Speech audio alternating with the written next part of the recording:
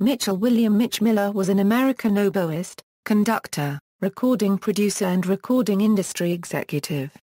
He was involved in almost all aspects of the industry, particularly as a conductor, and A&R man. Miller was one of the most influential people in American popular music during the 1950s and early 1960s, both as the head of A&R at Columbia Records and as a best-selling recording artist with an NBC television series, Sing Along with Mitch. A graduate of the Eastman School of Music of the University of Rochester in the early 1930s, Miller began his musical career as an accomplished player of the oboe and English horn, making numerous highly regarded classical and popular recordings, but he is best remembered as a choral conductor on television and as a recordings executive. Biography. Early life. Mitch Miller was born in Rochester, New York, on July 4, 1911, to a Jewish family. His mother was Hinda Rosenblum Miller, a former seamstress, and his father, Abram Korman Miller, a Russian Jewish immigrant wrought iron worker. He had 4 siblings, 2 of whom, Leon and Joseph, survived him. Classical oboe. Miller took up the oboe at first as a teenager, because it was the only instrument available when he went to audition for his junior high school orchestra. A talented oboist, at age 15 he played with the Syracuse Symphony Orchestra, and after graduating from East High School he attended the Eastman School of Music in Rochester. He graduated in 1932 with honors. After graduating from Eastman, Miller played with the Rochester Philharmonic Orchestra and then moved to New York City, where he was a member of the Alec Wilder Octet, as well as performing with David Manns, Andrei Kostelanetz, Percy Faith, George Gershwin, Charlie Parker, and under Frank Sinatra's baton for the 1946 recording of the music of Alec Wilder. Miller played the prominent English horn part in the Largo movement of DVO unregistered trademark AK's New World Symphony in a famous 1947 recording conducted by Leopold Stokowski. As part of the CBS Symphony, Miller participated in the musical accompaniment to the infamous radio broadcast of Orson Welles' The War of the Worlds. A&R man. Miller joined Mercury Records as a classical music producer and served as the head of artists and repertoire at Mercury in the late 1940s, and then joined Columbia Records in the same capacity in 1950. This was a pivotal position in a recording company, because the A&R executive decided which musicians and songs would be recorded and promoted by the particular record label. He defined the Columbia style through the early 1960s. Signing and producing many important pop standards artists for Columbia, including Johnny Ray, Percy Faith, Ray Conniff, Jimmy Boyd, Johnny Mathis, Tony Bennett, Guy Mitchell, and in a fortuitous business move for all, enticed both Patti Page and Frankie Laine to join him at Columbia after their early successes at Mercury. After arriving at Columbia, he helped direct the careers of artists who were already signed to the label, such as Doris Day, Dinah Shaw and Joe Stafford, just to name a few. Miller also discovered Aretha Franklin and signed her to the first major recording contract of her career. When Ahmet Ertegun of Atlantic Records promised her artistic freedom to create records outside the pop mainstream in a more rhythm and blues-driven direction, she left Columbia after 5 years. Miller disapproved of rock and roll. One of his contemporaries described his denunciation of it as the Gettysburg Address of music. And passed not only on Elvis Presley and Buddy Holly, who became stars on RCA and Choral respectively, but on the Beatles too, creating a fortune in revenue for rival Capitol. Previously, Miller had offered Presley a contract, but balked at the amount Presley's manager, Colonel Tom Parker, was asking. In defense of his anti-rock stance, he once told NME in January 1958, "Rock and roll is musical baby food. It is the worship of mediocrity, brought about by a passion for conformity." The one time that Miller was vetoed over his dislike for rock and roll was when Bill Paley ordered him to sign the interracial Mexican rock group Los Narcoobed since they could record rock records in both English and Spanish. Producer Bob Stanley had found the group during a series of early 1954 Mexican civil rights concerts in East Los Angeles. Their lead guitarist Bill Aiken was the only Caucasian in the Latino band. Although Mitch had once referred to the group as just 4 arrogant little bastards, Miller softened his position regarding them when Paley's estimate of their record sales in Mexico proved to be highly accurate. In all fairness to Miller, it should be noted that it was because of his recommendation and a letter of reference to William Schumann that Aiken's parents sent the young musician to the Juilliard School of Music.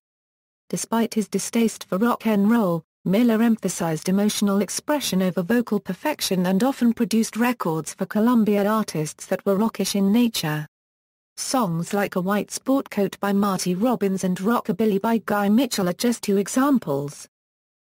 Record producer. As a record producer, Miller gained a reputation for both innovation and gimmickry. Although he oversaw dozens of chart hits, his relentlessly cheery arrangements and his penchant for novelty material for example, Come On My House, Mama Will Bark has drawn criticism from some admirers of traditional pop music. Music historian Wilfred Wald wrote in his book Jazz Singing that Miller exemplified the worst in American pop. He first aroused the ire of intelligent listeners by trying to turn a Euro, and damn near succeeding in turning a Euro great artists like Sinatra, Clooney, and Tony Bennett into hacks. Miller chose the worst songs and put together the worst backings imaginable, a Euro not with the hit or miss attitude that bad musicians traditionally used, but with insight, forethought, careful planning, and perverted brilliance. At the same time, Fred Wald acknowledges Miller's great influence on later popular music production. Miller established the primacy of the producer, proving that even more than the artist, the accompaniment, or the material, it was the responsibility of the man in the recording booth whether a record flew or flopped.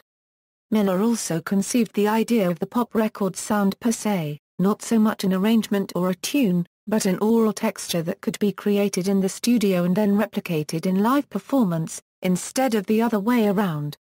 Miller was hardly a rock and roller, yet without these ideas there could never have been rock and roll. Mule Train, Miller's first major hit and the foundation of his career, set the pattern for virtually the entire first decade of rock. The similarities between it and, say, Leader of the Pack, need hardly be outlined here. While Miller's methods were resented by some of Columbia's performers, including Frank Sinatra and Rosemary Clooney, the label maintained a high hit-to-release ratio during the 1950s. Sinatra particularly blamed his temporary fall from popularity while at Columbia on Miller. The crooner felt that he was forced by Miller to record material like Mama Will Bark, and The Huckleberry. Miller countered that Sinatra's contract gave him the right to refuse any song.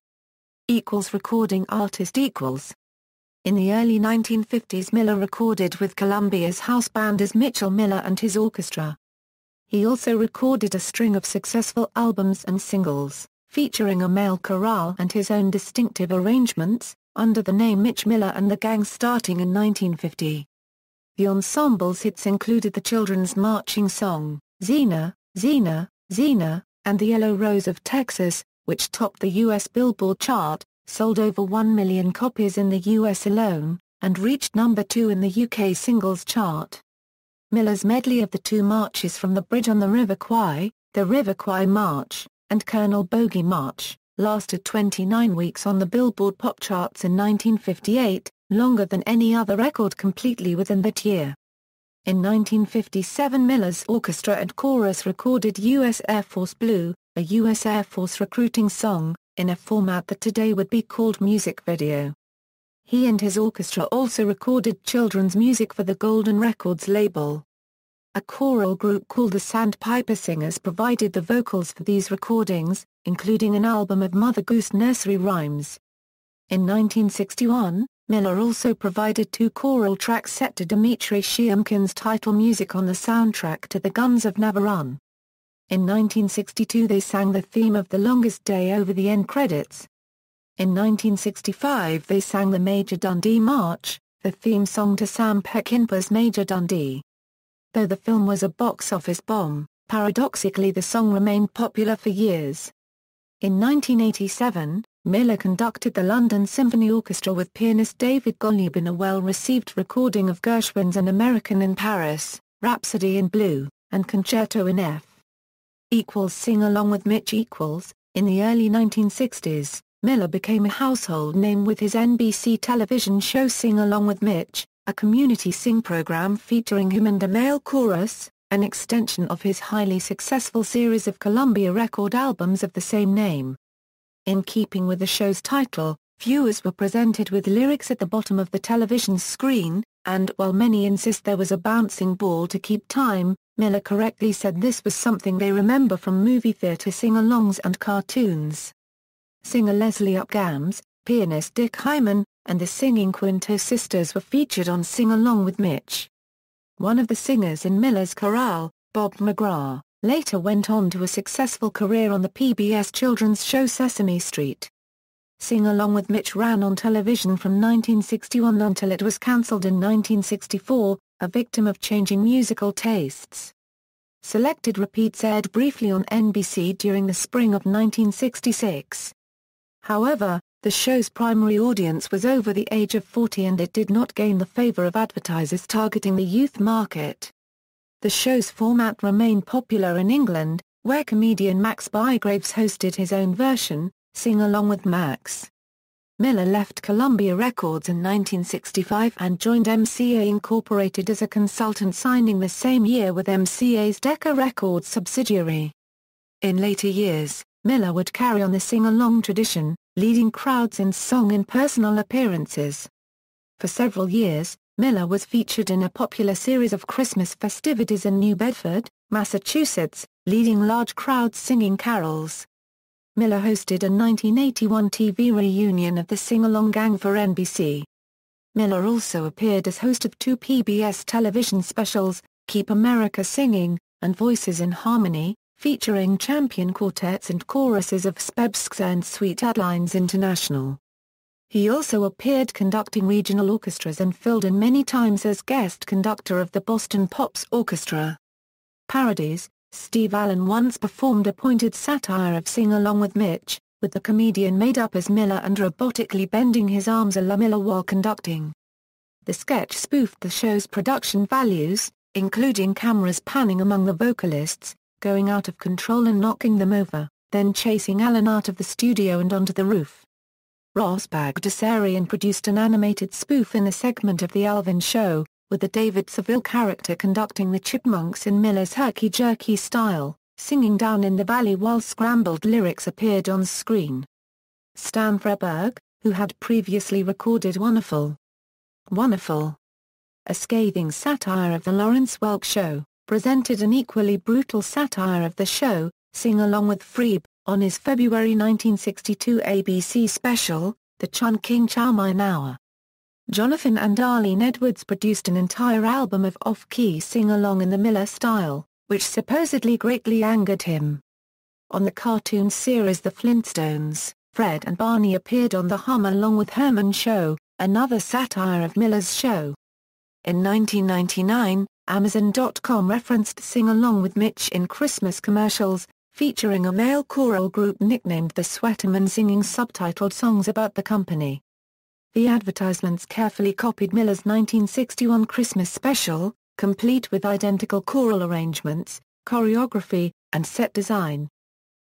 Personal life. He was married for 65 years to the former Frances Alexander, who died in 2000. They had two daughters, Andrea Miller, and Margaret Miller Ruther, and a son, Mitchell Mike Miller, and two grandchildren and two great-grandchildren. Mitch Miller lived in New York City for many years and died there on July 31, 2010, after a short illness. Discography. Singles. Awards and honors. Miller received the Grammy Lifetime Achievement Award in 2000. He was awarded honorary membership in the Barbershop Harmony Society in 1985.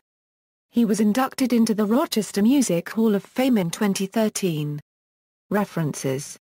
External links: Mitch Miller at the Internet Movie Database, Mitch Miller Archive of American Television Video Interview, Mitch Miller Papers, 1921-2003 Music Division, The New York Public Library.